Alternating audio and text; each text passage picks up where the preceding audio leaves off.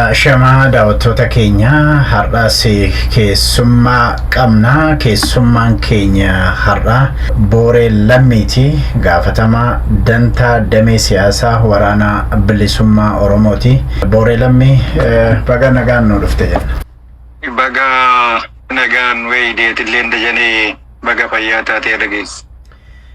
Hayyee mee gaafii kanarraa kaanu yeroo ammaa kana haala waliigala waraanni bilisummaa Oromoo keessa jiru nu ibsuudha na waliigala.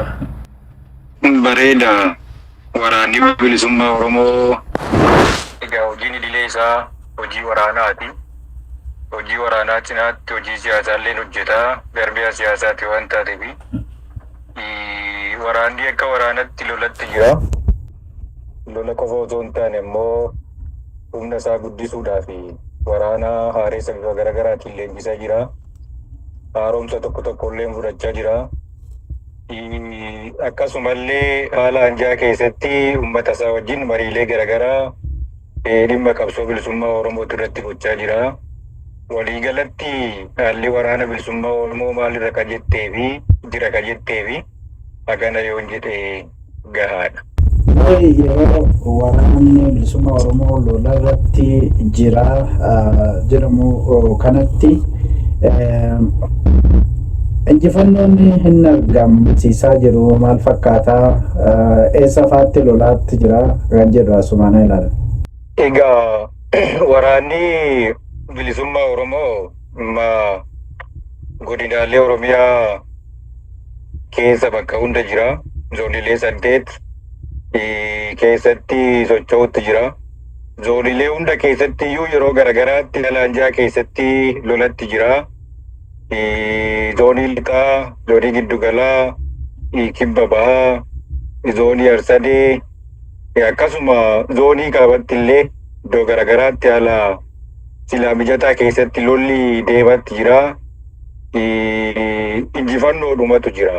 Walumaa galatti waraanni lola guddoo sagantaa sanas ta'uu baatu haala anjaa keessatti as dhiyeenya kana lolumatti jira.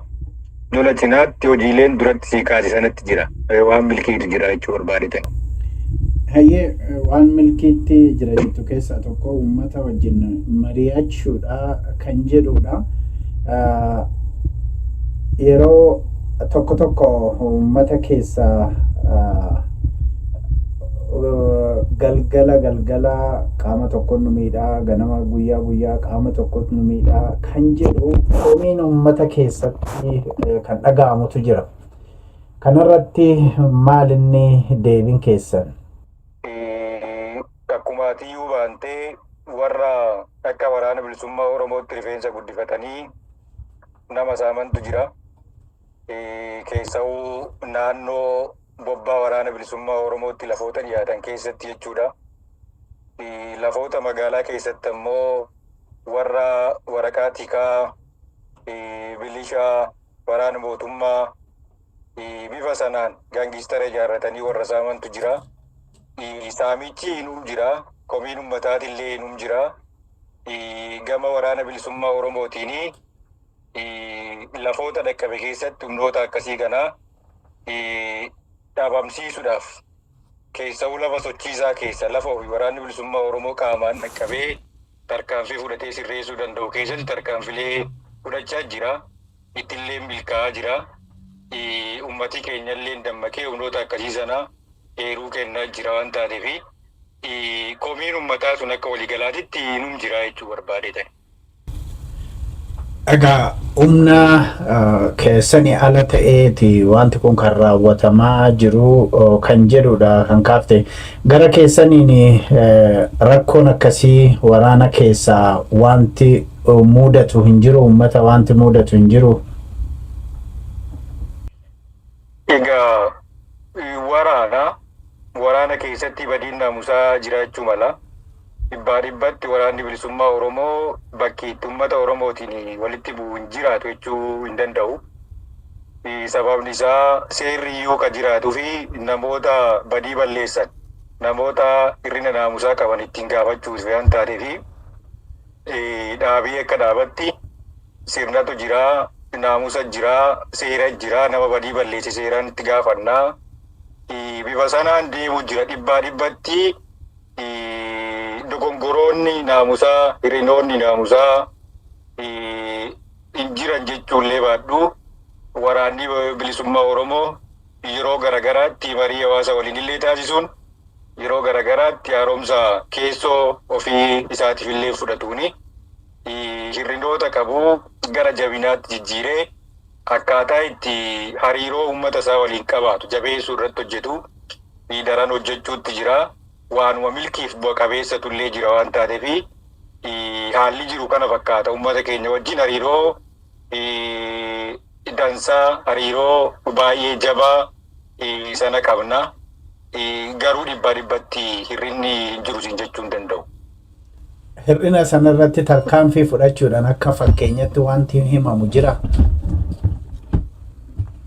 Egaa kuni seera keessooti waraana waan taateef waraanni seera waraanatiin gaafatamaa miseensi dhaabaa seera naamusaaf dambii adaba dhaabatu jira sanaan gaafatamaa dabni badii balleessee hirrinni isaa qorannoo seeraan irratti dhiyaate kabiyyuu qoratamee mana murtiitti dhiyaatee seeraan gaafatamee eega qulqullaa'ee gara dirqama isaatti deebi'a waan taateef keessoodhaan abalufaat adabamee abalufaat akkas godhee jechuun illee baadhu seerri dhaabaa guyyaa guyyaadha qaamota argitee itti gaafatamummaa sanaa fudhatanii hojii sanarratti bobba'anii hojjetantu jira waan taateef seerri naamusaaf dambii adabaa sun guyyaa guyyaadhaan hojiitti hiikamaa oola waan taateef abalullee jechuun baadhu seerichi sirnaan hojiirra oolaa jiraachuu sana akkasitti yoo si hubachiise uummata keenya illee hubachiise bareeda ta'a. Galatoomii Booree Lammii gaafatamaa dantaa damee siyaasa waraana bilisummaa Oromooti. Egaa uummata wajjin marii akka godhaa jirtan kana nutti himtee akkasis lolarrattis akka jirtanidha. Mee gama uummata wajjin mari'achuudhaan wal qabatee uummata tiksuu irratti hojiin hojjetamaa jiru maal fakkaata? Keessattuu amma uummanni keenya gama Oromiyaa kaabaatiin gara Salaalee Dharraatti yeroo humnoota finxaaleeyyiitiin miidhamuu dhaga'ama. Gama dhiyaa Oromiyaatiin gama Wallagga Bahaatii fi Horroo Guduruu Wallaggaatti warra Faannoo jedhamu shororkeessitootaan yeroo miidhamuu argama. Kanaaf giddu galeessa Oromiyaatti illee as taakkanii yeroo tarkaanfii fudhataniin mul'ata. Uummata tiksuu irratti waraanni bilisummaa Oromoo maal hojjetaa jira kan jedhu. Egaa uummanni Oromoo utubaa qabsoo bilisummaa Oromooti.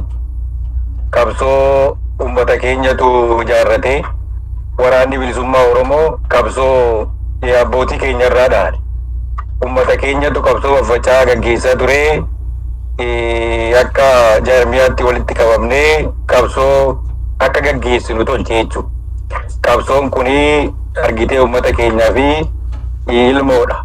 Oromootu akka sabaatti biitatee dhalee qabsaan kunillee ilma uummata kanaati. Hawaasa kana keessa dhalatee waraanichi waraana argitee uummataati jechuudha. Dhalootaan illee uummata kana keessa dhalatee akka waraanatti illee waraana rakkoo uummatii Oromoo barootaaf keessa turan sana irra bilisa baasuudhaaf waraana aarsaa kafalu waraana argitee tola wareegamu waraana akkasiiti. Haa ta'uti immoo daannoon waraana bilisummaa Oromoo bosonni waraana bilisummaa Oromoo maddii odeeffannoo waraana bilisummaa Oromoo loojistiikii waraana bilisummaa Oromoo maddii diinagdee yookaan maddii siyaasa keenya uummata keenya jechuudha. Uummati keenya kuni qabsoo kanaaf abbaadha kan hin jedheef kanaaf. Kanaaf hojii dhumti waraana bilisummaa Oromootiyyuu hojii uummata ittisuuti. Dirqamumti dileensaatiyyuu hojii uummata isaatirraa diina loluuti. Hojii uummata irraa diina loluu sana keessatti wareegama tolaa jenne sana kafaluuti jechuudha. Haa ta'uti riphee lolaadha. Waraanni kuni riphee lolaadha. Lafa Oromiyaa tana lafa hunda dhaqqabee akka silaa mootummaa sanaatti baajata mataasaa tolfatee konkolaataa mataasaa qabaatee lafa hunda dhaqqabee uummata keenya kana difeendi gochuu irratti kaawwee nuum jiraataa jechuudha.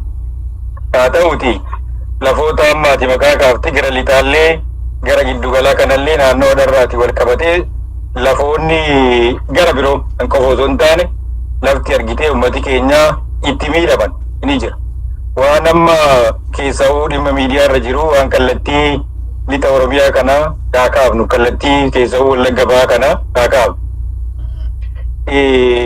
Warri kun warra agartee uummatii labsana jiru keessaa hubattoonni naannoo amma Wallagga Bahaa kanarraa kaasee jala sanaan dhufee aga dhufee asii silkaan baa ga'utti uummati qubatee jiru kuni ummata agartee beela baqatee hojii lafa qonnaa barbaacha akkasuma argitee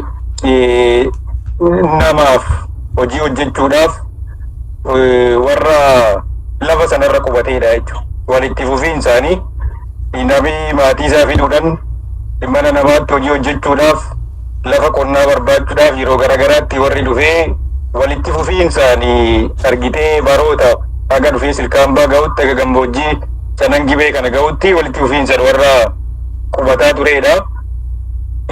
Qubachuu qofa osoo hin taane of ijaaraa turan jechuudha. Of ijaaraa turan karoora bara dheeraa waan qabaniif akka waraanatti of ijaaraa turan jechuudha. Yeroo dariitii quba qabdanii yaada wanni miidiyaa kanarrallee sagalee waraabamee deddeemaa ture bifa afooshatiin ijaaramanii meeshaa bitachuu diyaaspooraan lafa ristii achii qabna waan taateef ristii keenya deeffachuudhaa fi mala akkasii fayyadamuu qabna uummata keenya hidhachiisuu danda'uu qabna kan jedhuun akkaataa itti meeshaa hidhachiisaa turan abbootiin qabeenyaa akkaataa itti meeshaa hidhachiisaa turantu ture jechuudha. Kuni madda humna isaaniiti. Gama biraatiin maddi humna isaanii maalii kan jedhuu fi gaafa waraanni bilisummaa Oromoo argitee humni isaa dabalaa lafoota bal'aa aanaalee hedduu keessa dhaqqabuu jalqabu naannawa sochiin isaanii jiru kana keessatti adda durummaadhaan warri waraana bilisummaa Oromoo dura dhaabbatee waraana bilisummaa Oromootiin lolaa ture warra kana jechuudha. Taateen sun ammoo akkaataa itti mootummaa biratti fudhatama guddoo argatanii mootummaan illee akka milishaatti meeshaa dabalataa rasaasa dabalataa itti dhee warri kun akkaataa itti muuxannoo lolaa fudhatan godhamaa ture jechuudha. Itti yaadamee warri kun meeshaa hidhachaa ture. Kuni madda jabina isaanii lammaffaa. Inni biraa yeroo lola Tigraay sanaa akka hireetti warri gara sana deemee lola sanarratti hirmaachuudha muuxannoo fudhatee dhufe warri meeshaa fudhatee dhufe jira. Warri asitti hafes ammoo shaneetu qe'ee keenyarraa lafa keenyarraa nu buqqisuu dhufee mootummaa waliin taaneeti lollaa kan jedhuuni mootummaan illee itti yaadeetu warra kana hidhachiisee akka isaa waraana bilisummaa Oromootiin lolaniif gochaa ture. Warri kun egaa humna akkuma humna baasaa deemu gara gaaffii ristii lafaa warra keenyaa ristii abbaa keenyatu jira jechuu sanatti ceedha. Inni biraa maddi jabina isaanii namoonni muuxannoo qaban namoonni leenjii guddoo qaban raayyaa ittisaa mootummaa keessaa bal'inaan gara sanatti warri dhaqaa turantu ture. Caasaa mootummaa keessaa loojistikaa odeeffannoo gurguddoo qabaataa turanii yaadaan deeggaraa turanii kuni humna warra sanaa ta'ee akkaataa itti argitee sadarkaa amma sila aarsaa uummanni kafalu kanaaf sababa ta'eera jechuudha. Egaa akkuma dura kaasee akkuma humna baasaa deemaniin lafa gaafachuu uummata lafa sanarra jiran lafa bal'aa qabachuudhaaf uummata lafarraa buqqisu ajjeechaan akka amma deemaa jiru kuni uummata irratti ta'uun kuni adeemsa keessa dhalatee tarkaanfileen akkasii suni babal'achaa dhufe jechuudha. Kun egaa lafa sana qofa osoo hin taane akkuma atiyyuu jettee gara darraa kanas ni jira jechuudha. Darraa keessatti illee darraas mallaash komitee jedhanii koreen ijaaramee koreen sun diinagdee alaaf keessa walitti guurtee namoota bifa garagaraatiin hidhachiisaa turte jechuudha. Hidhachiisuu kana keessatti warra agartee shiftaa fakkaatan warra rifeensa illee guddifatanii warra nama ajjeesan keessaa warra agartee dargaggoota leenjisanii akka idileetti kan maqaa itti moggaasanii bosona keessa kan milishaa fakkaatee guyyaa garii mootummaa achi waajjira oolee guyyaa garii immoo warra wajjin deemee lolu sadaffaan ammoo kan yeroo barbaadametti manum taa'ee leenji'ee hidhatee yeroo barbaadametti dhaqee lolu. Yeroo gariitti immoo qe'ee isaatti galee nagaumaan taa'u sibiilii fakkaatee ka taa'u warra akkasii sanatti ture jechuudha. Waraanni bilisummaa Oromoo gaa haala danda'ame keessatti warra kana difeendi gochaa ture, uummata irraa tiksaa ture. Bakki itti waraana bilisummaa Oromoo lafa sanarra yeroo socho'u tarkaanfii fudhataa turantu ture. Inni ammaa garuu ka durii sanarra jabaadha. Kuni akka argitee kiyyaatti olaallu gochaadhuma shiftummaati. Gochaadhuma shiftummaati. Egaa warra kana waraanni bilisummaa Oromoo dhibbatti argitee difeendi gochuu qabaa, gaafatama waan sanaa isa qabaa akki itti jedhanii jiru. Sababni isaa dhibee lola gaafatama waan sanaa mootummaatitti qabaa jechuudha. Warra sana ijaaruu keessatti qoodii mootummaa guddoo, humna isaanii horuu keessatti qoodii mootummaa guddoo. Ammallee warra kana loojistikaan gargaaruu keessatti, muuxannoon gargaaruu keessatti, odeeffannoon gargaaruu keessatti qoodni caasaa mootummaa olaanaadha jechuudha. Kanaafi sila dirqamni uummata ittisuu sun qooda mootummaa ture, gahee mootummaa ture jechuudha. Gahee sana baachuu dadhabuu irraa haalli itti amma waraana bilisummaa Oromootti waa qaqqabachuu kuni miidiyaadhaan dhagahaatuma jira. Garuu uummanni keenya akka itti hubachuu qabu bakka silaa gochuu qabutti hojii waraana bilisummaa Oromootiyyuu hojii uummata isaa ittisuu, hojii nagaa uummata isaa eeguu, hojii uummata kanayyuu rakkoo keessaa baasuu sanarratti hojjechaa akka jiru hubachuun barbaachisaadha ka jedhu sana kaasuufanii tajani. Boore mee asirratti warri biyya bulchuu pirezidaantii naannoo Oromiyaa dabalatee jechuudha. Yeroo nuti faannoo rukutuuf jennu waraana bilisummaa Oromoo dugda duubaan rukutaa kan jedhu tokko komii akkasiitti dhiyeessu kun bal'inaan sooshaal miidiyaa irrallee deema. Maal yaada maal qabda kanarratti? Egaa uummatii ragaadha. Ani amma deebiin akkasiis deebisu suni guddoo tariiti nam siyaasaati dhugaallee fakkaachuu dhiisuu mala. Garuu uummatii lafa sanaa ni beeka. Uummatii lafa sanaa ni beeka. Dhugaa dubbachuudhaa fi argitee milishoonni lafa sanatti dhalatan, ijoolleen lafa sanatti dhalattee uummata sana difeendi gochuudhaaf yeroo loltutti odeeffannoo jalaa baasanii akkaataan itti gaagaasisaa turan, akkaataan itti bobbaasanii dudduubaan ammoo rukuchiisaa turanii fi jiranii jira jechuudha. Garuu akka waraana bilisummaa Oromoo yaaddoo ta'eetitti akka waraanni bilisummaa Oromoo tarkaanfii fudhachuudhaaf isaanitti yaaddoo ta'eetitti himachuun suni itti gaafatamummaa sana baqachuu natti fakkaata. Aarsaa uummanni kafalaa jiru suni laafina mootummaarraa hanqina sila caasan mootummaa keessa'uu lafa sana jiru godina sana jiru agarsiiserraa akka dhufe sana ofitti fuudhuu baqachuurraa ololli akkasii kun deddeebi'aa malee waraanni bilisummaa Oromoo gochaalee akkasii sanarratti bakki itti hirmaatellee hin jiru. Fedhii akkasiitillee hin qabnu jechuudha. Fedhii akkasiitillee hin qabnu. Goodellee kan akkasitti uummati keenya yoo hubate dansaadha. Amma yeroo ammaa kanatti yeroo diinni gamaa gamana nutti duuluudhaaf qophaa'aa jirutti waraanni bilisummaa Oromoo nurratti dhukaasuun irra hin jiraatu. Mee waraanni yookiin qawween obbolaa jidduu jiru callisuutu irra jiraata kan jedhu kaampeenii tokko yookiin duulli wayii adeemsifamaa ture. Qawween obbolaa jidduutti jirtu haa callisu, sagaleen qawwee haa callisu kan jedhu sana. Kana mee akka waraana bilisummaa Oromootti akka gaafatamaa dantaa damee siyaasa waraana bilisummaa Oromootti maal jetta?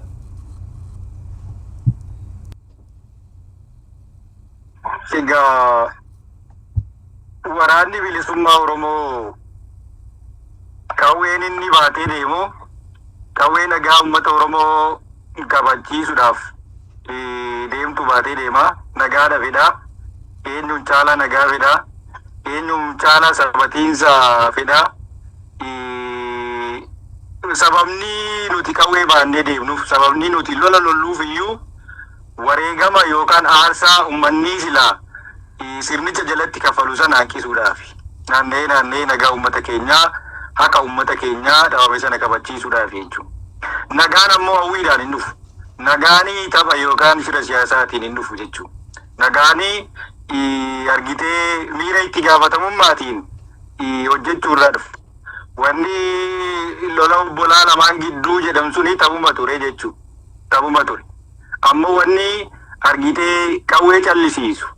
Wanni argitee nagaa fidaa miidiyaa irratti haasa'uudhaan osoo hin taane qabatamaadhaan lafarratti hojjechuudhaan nagaa sanatti amanuu gochaadhaan agarsiisuu irraa dhufa waan taateef wanni sun amma hin taanetti qawwee callisiisuu wanni jedhamu sunis waanuma harka laf jalaatiin waraana bilisummaa Oromoo diiguudhaaf hojjetamaa ture tokko jira. Sana bal'inaan keessa seenu kasuun irraa gadafe lolumatti jirraa jechuu barbaadetanii dajane wanna nagaa sana fidutu hin taane waan taateef lolumatti jirra. Hayyee egaa achi keessaa warri mootummaatti simbiraallee galanii hin jiru suni isaan attamitti ilaaltu dhiibbaan inni fide jira waraana bilisummaa Oromoo irratti? Egaa qabsoon riphee lolaa qabsoodhuma namoonni sabboonummaa qaban qabsoodhuma namoonni argitee jaalalaa fi aantummaa uummataa qabanii walitti dhufanii walitti qindaa'anii sirnaa fi heera sagantaa siyaasaa waliin tolfataniitiin gaggeessanidha. Egaa haala akkasii kana keessatti amma qabsoon jirutti qabsootti namoonni haaran leenji'aniitu itti dabalamu. Akkasuma immoo namoonni guyyaan ga'ee wareegamaniitu kaayyoo galmaan gaatu. Namoonni gari immoo dadhabaniis haa ta'uu nuffaniis haa ta'uu dirqama yookaan ajandaa biraas qabaatanii haa ta'u warri ba'anii keessaa diinatti galanis warri keessaa ba'anii hojii dhuunfaa yookaan dirqama jireenya idilee isaaniitti warri deebi'anis ni jiru jechuudha. Kun amala qabsooti. Haa ta'uuti qabsoo keessaa namni ganuuni qabsooni fayyadaayii qabsoo keessaa harcaatiin jiraachuuni qabsooni fayyadaa bu'aa qabaayii ka jedhu suni dhibba bu'aa qaba siin jechuullee yoon baadde qabsoo keessa namooti sila hin barbaachifne tokko ba'uun bakka itti bu'aa qabaatu ni jiraata jechuudha. Kun xintaala bal'aa barbaada. Akkaataa lachuutti iyyuu ibsuu ni dandeenya. Bakki itti faayidaa qabaatu ni jiraata. Bakki itti dhiibbaalee qabaatu ni jiraata. Sun amanuma qabsooti waan taateef sana dandamatanii irra darbuun ammoo jabina gaafata jechuu kooti. Booree Lammii gaafatamaa dantaa damee siyaasaa waraana bilisummaa Oromoo wajjiniin kan marii godhaa jirru daawwattoota fi dhaggeeffattoota keenya. Booree mee yeroo tokko gaafii uummata keessatti kaasuun barbaada. Yeroo ammaa kana waraanni bilisummaa Oromoo kaayyoon inni loluu fi isa kamii Oromiyaa walaba argamsiisuudhaaf immoo federeeshinii keessatti Itoophiyaa dimokiraatessuu keessatti ga'een Oromoon federaalizimiidhaanii akka bulu sana barbaada kamii kan jedhu gaafii kana lamatu jira. Mee kanarratti yaada maal qabda? Egaa kaayyoon qabsoo bilisummaa Oromoo adda bilisummaa Oromoo ABO keessatti caafamee jira. Sagantaa siyaasaa keessatti caqafamee jira. Akka qabsoo keenyaa sirna cunqursaaf saamichaa uummata Oromoo irraa kaasuudhaanii mootummaa walabaa Oromoo dhaabuudha jechuudha. Egaa galiin guddoon qabsoo bilisummaa Oromoo mootummaa walaba Oromiyaa dhaabuu gaaf jennee hiree murteeffannaa uummata Oromootiin booda biyya walabaa ijaarrachuudha jechuudha. Biyya walabaa ijaarrachuu keessatti qoonni uummanni Oromoo boruu hiree murteeffannaa sana keessatti sagaleen inni kennatu murtoon inni murteessu bakka guddaa qabaata.